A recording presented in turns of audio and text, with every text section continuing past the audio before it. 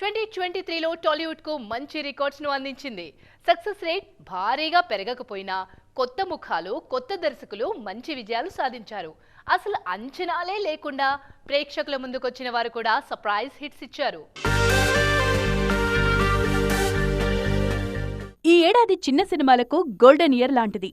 ఎలాంటి అంచనాలు లేకుండా ప్రేక్షకుల ముందుకొచ్చిన కొన్ని సినిమాలు బాక్సాఫీస్ దగ్గర గట్టిగా సందడి చేశాయి. తెలంగాణ సాంప్రదాయాల నేపథ్యంలో తెరకెక్కిన బలగం అంతర్జాతీయ స్థాయిలో గుర్తింపు తెచ్చుకుంది. అప్పటి వరకు జబర్దస్త్ కమెడియన్ గానే తెలిసిన వేణు బలగంతో దర్శకుడిగా సర్ప్రైజ్ చేశారు.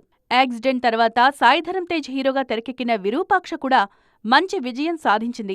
ఈ సినిమాతో దర్శకుడిగా పరిచయమైన కార్తిక్ దండు గురించి ఇప్పుడు స్టార్ హీరోలు కూడా ఎంక్వైరీలు చేస్తున్నారు. 2023లో సర్ప్రైజ్ హిట్స్ కూడా చాలానే ఉన్నాయి.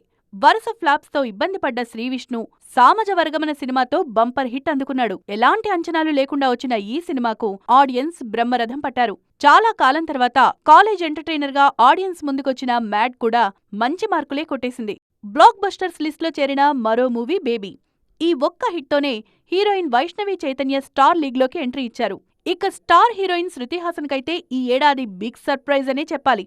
ఆమె నటించిన 4 సినిమాలు ప్రేక్షకుల ముందుకు రాగా ఆ సినిమాలన్నీ బ్లాక్ బస్టర్స్ లిస్ట్లో